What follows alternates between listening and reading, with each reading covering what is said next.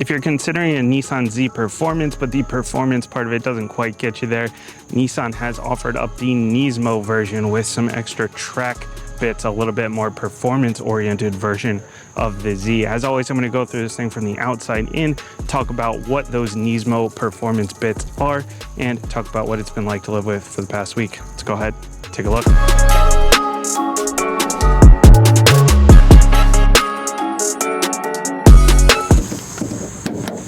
The NISMO still uses the same 3-liter twin-turbo V6 that you find in the Z Performance, but there are some other changes underneath the hood here.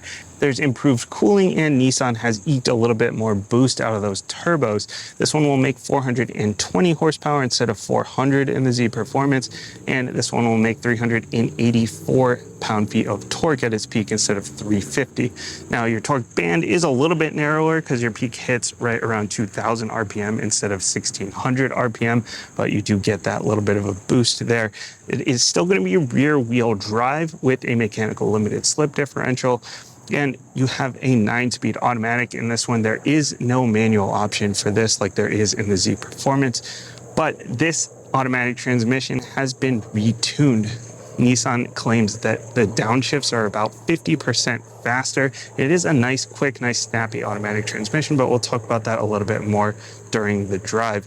Your 0 to 60 time oddly hasn't improved very much. From what I've seen, we're looking at about 4.2 seconds to 60, whereas the Z Performance was getting about 4.3 with the automatic, which is a little bit odd. But the weight here is up a little bit from the Z Performance. This one's around 3,700 pounds versus 3,600 pounds in the automatic version of the Z Performance.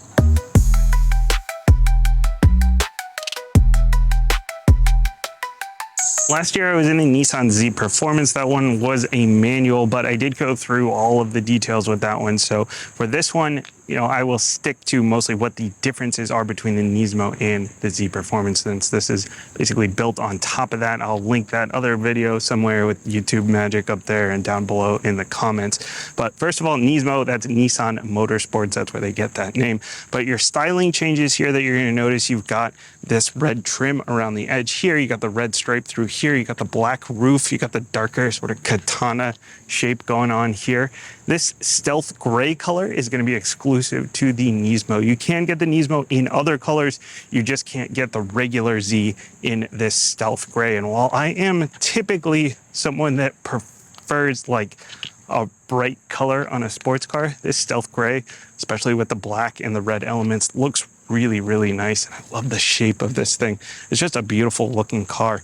The overall length of this one is going to be about an inch longer than the regular Nissan Z. It's going to be about an inch wider as well, with about a half an inch wider front track, half an inch wider rear track. We still got the 100-inch wheelbase on this one, but we're sitting on 19-inch rays instead of the other 19s that you get on the Nissan Z Performance. And so these are going to save you a little bit of weight. They are a little bit wider though, about half an inch wider. And your rear tires here are going to be 285 35s instead of 275 35s. So a little bit better traction in the back. You're also looking at a different compound, because this one is on Dunlop GT Sport 600X Max with 2 X's. There are way too many words, and I'll give you the full name down below.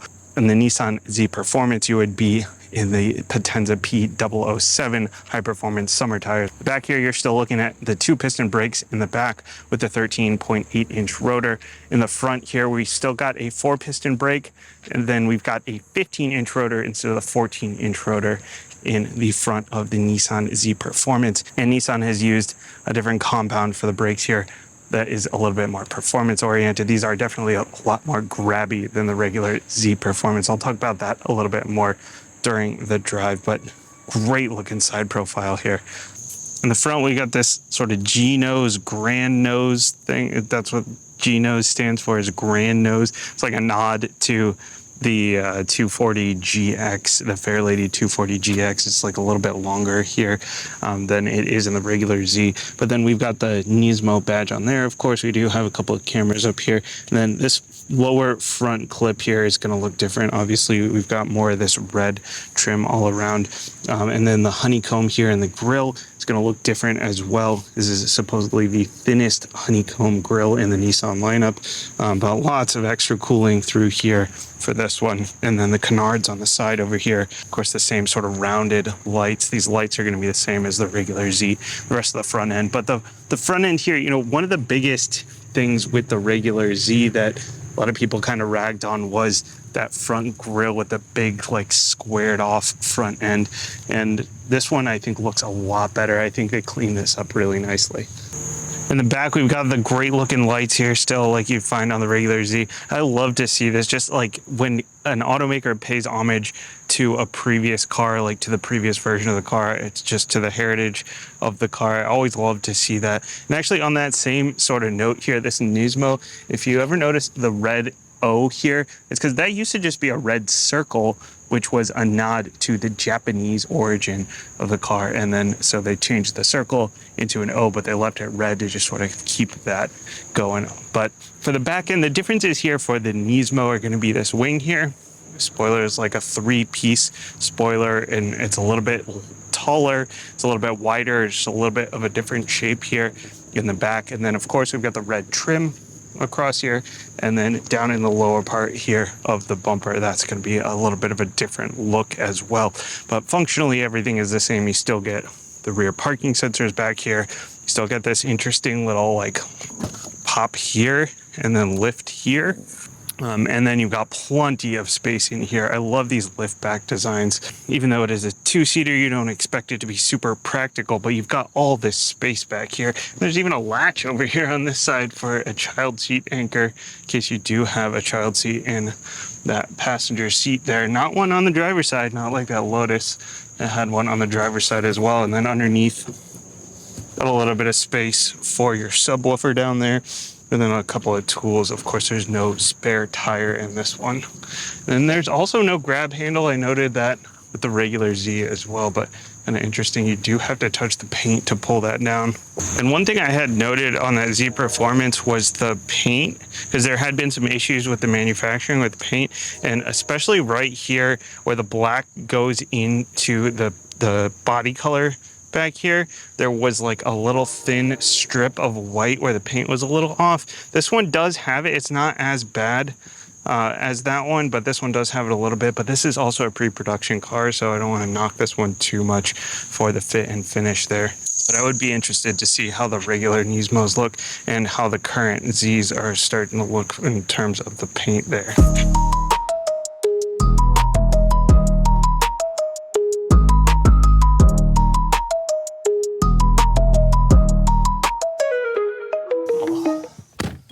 Getting in and out of the Z NISMO is not too bad if you've been practicing on a Lotus Elise.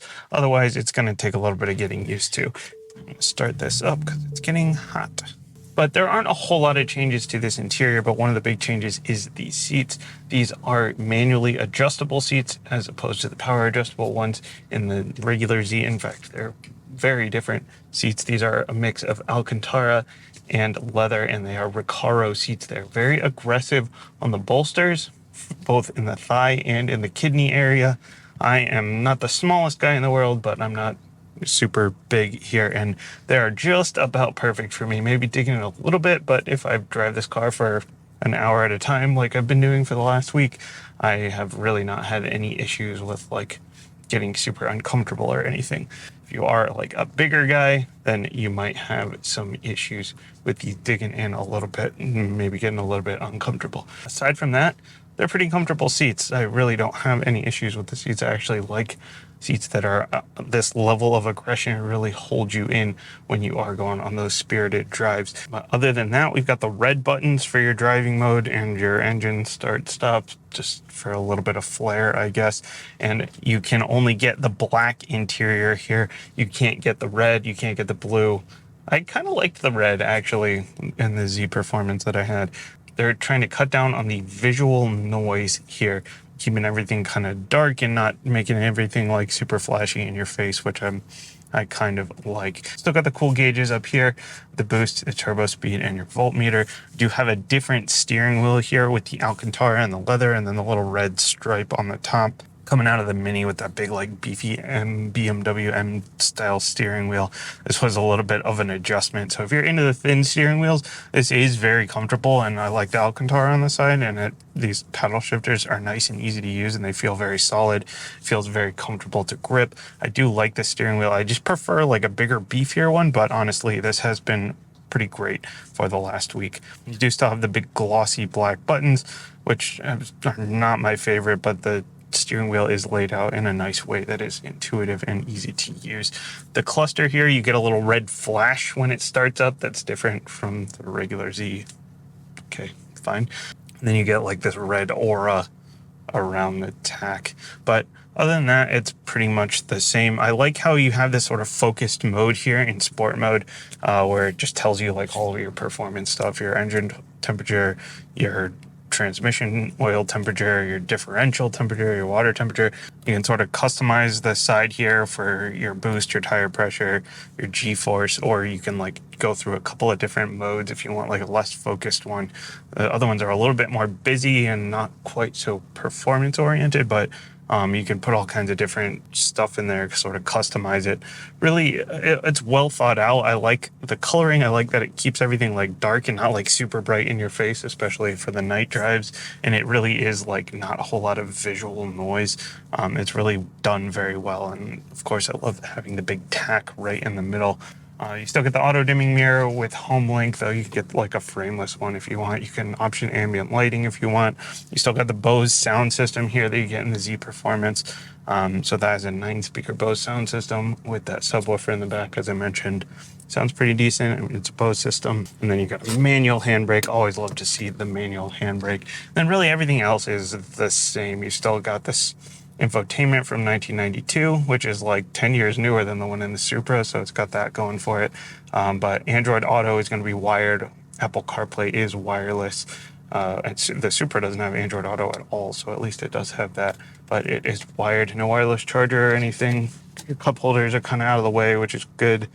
And then you got a little bit of extra storage here. You do have a glove box as well as storage behind the seat here, like a little second glove box sized storage bit back there, and then of course the whole big trunk back there gives you lots of space. So really, I don't feel too like claustrophobic in here or anything. I have a couple of inches above me. I'm 5'7". I've got plenty of room to go back as well here, so if I was on the taller side, it wouldn't really be too much of an issue, and then I get even more headroom. Really a well done interior. I'm into it.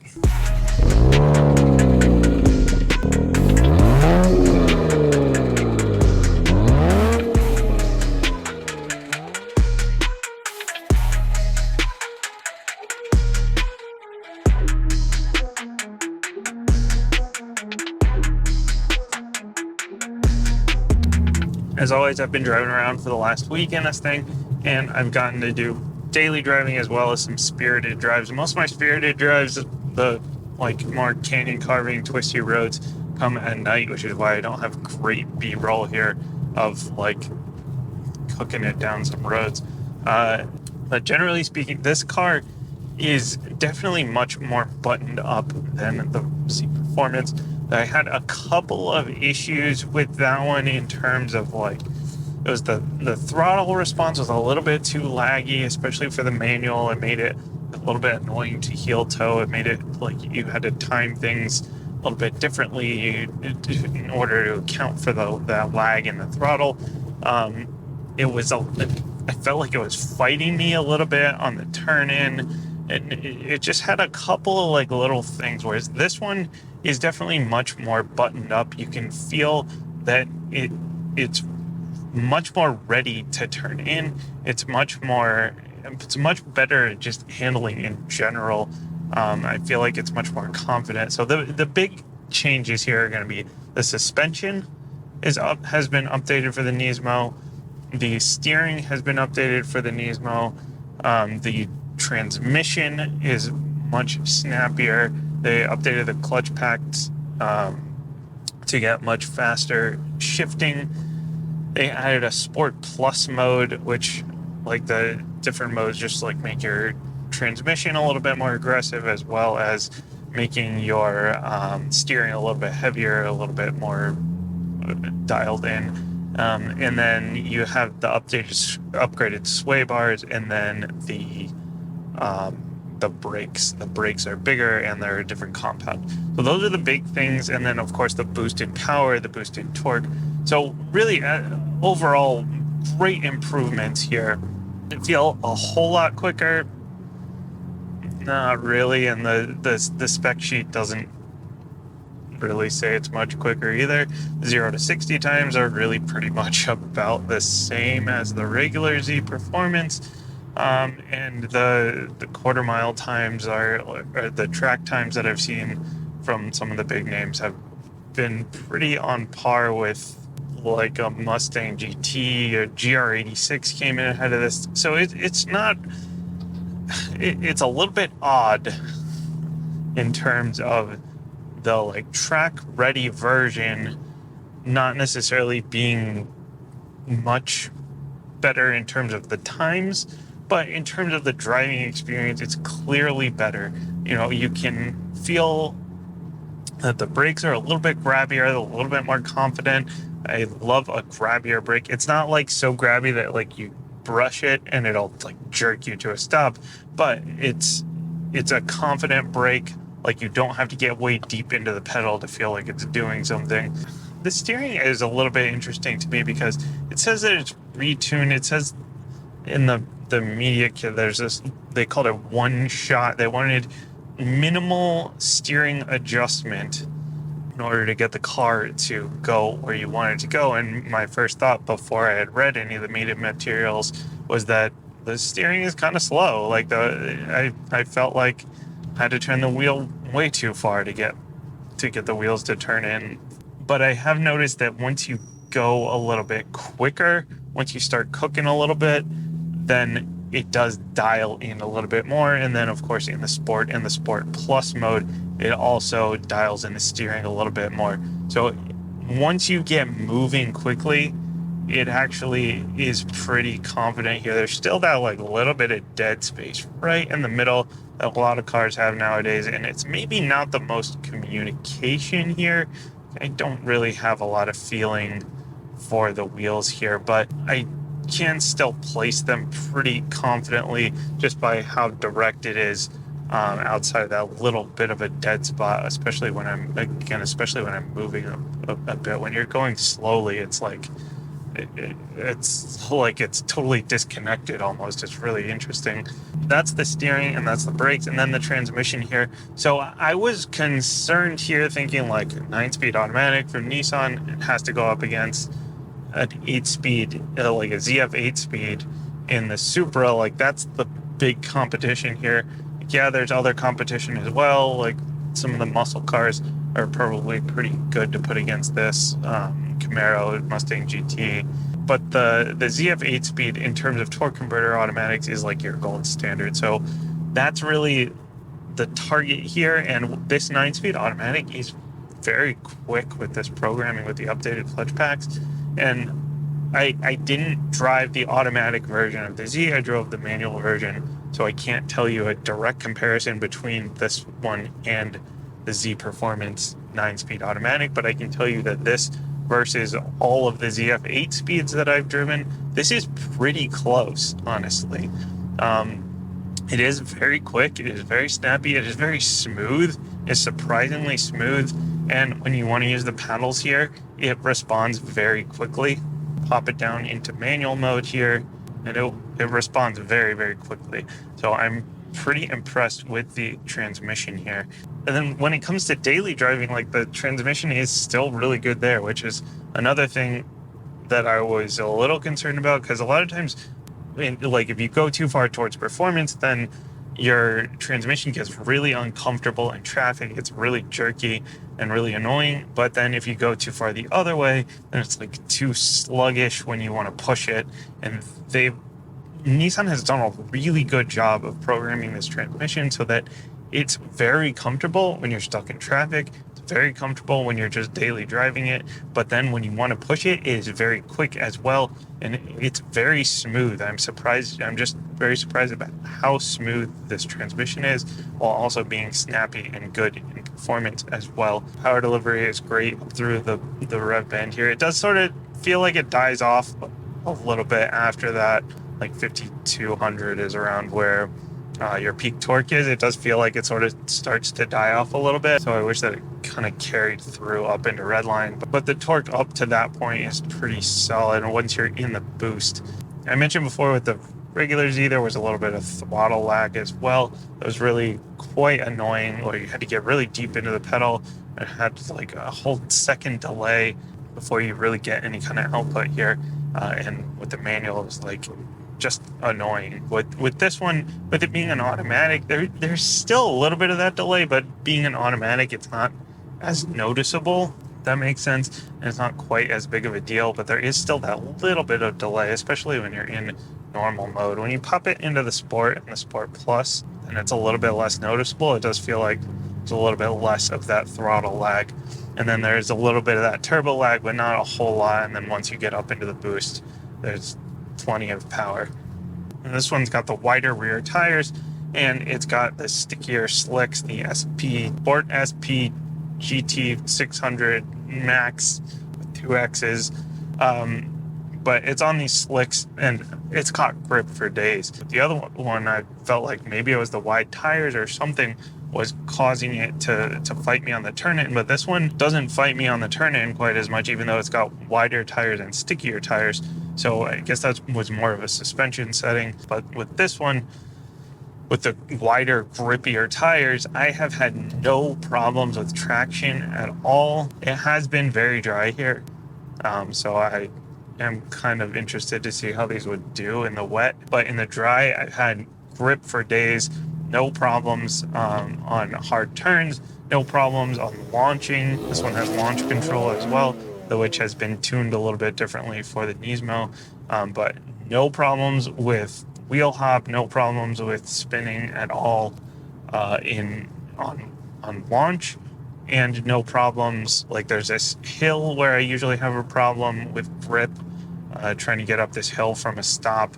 Most of the high-powered cars I have problems with grip, and this one has no problems at all. So really, it grip for days. Like I mentioned, the steering loosens up quite a bit, so you're not like so dialed in. You don't have to be like so super extra focused like some cars where the steering, like the Miura I was in, like there was so much information coming through the wheel, and I felt like I always had to be like on 100%. I feel like when you're in the Sport Plus, it's very dialed in, and when you're like going a little bit faster, it's very dialed in.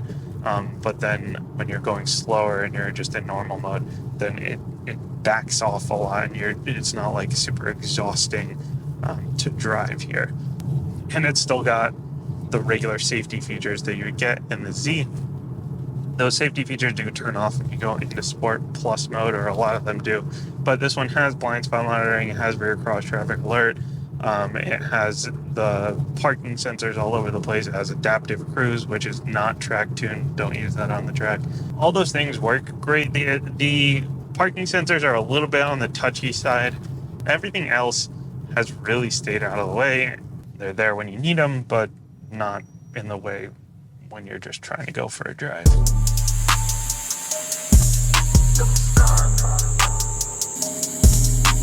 Going into this week, I kind of wasn't really sure what to expect. You know, the regular Z Performance, I like quite a bit as a daily driver compared to its main rival, the Supra. I thought it rode better. I liked the interior a little bit better. I liked the exterior a little bit better. I thought it was nice and classy, and it has some better features.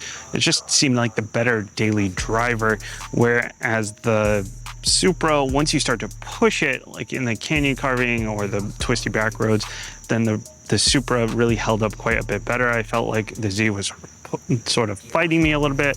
There was a little bit of delay in the throttle, which made heel towing really annoying. I just felt like the Supra sort of won in terms of performance, and the Z won in terms of daily driving. But this one fixes my problems that I had with the Performance. It does handle quite a bit better than the regular Z. It is nice and grippy. These nice big tires and these nice slicks are very nice and grippy. The brakes are a little bit grabbier, which I really like quite a bit. The styling, while it's still classy, it's a lot more aggressive as well. And then the seats, I like these seats a lot. I am someone that likes a more aggressive seat that kind of holds you in a lot tighter, which the Supra has out of the box. These seats are much better in terms of performance driving than the ones in the regular Z.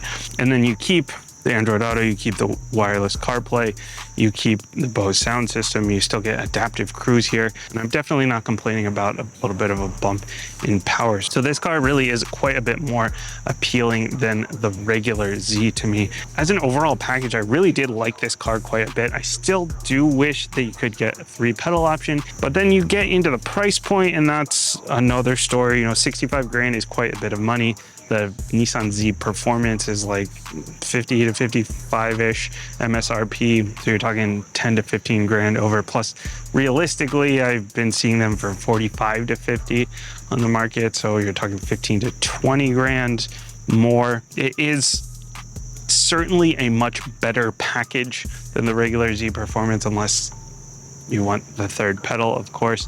But then 65 grand, you're still talking 10 to 15 grand over the Supra 3.0 as well, which still gets great seats, which gets great handling, which also gets a great powertrain. It's just a little bit, I'm very conflicted on this car. I like this car quite a bit. At the price point, I'm just a little bit conflicted, and the lack of a manual transmission, which people are going to at me in the comments about, those are the things I'm sort of conflicted on. But as an overall car, I really do enjoy it quite a bit. Let me know what you think down in the comments. As always, thanks for watching, and I will see you next time.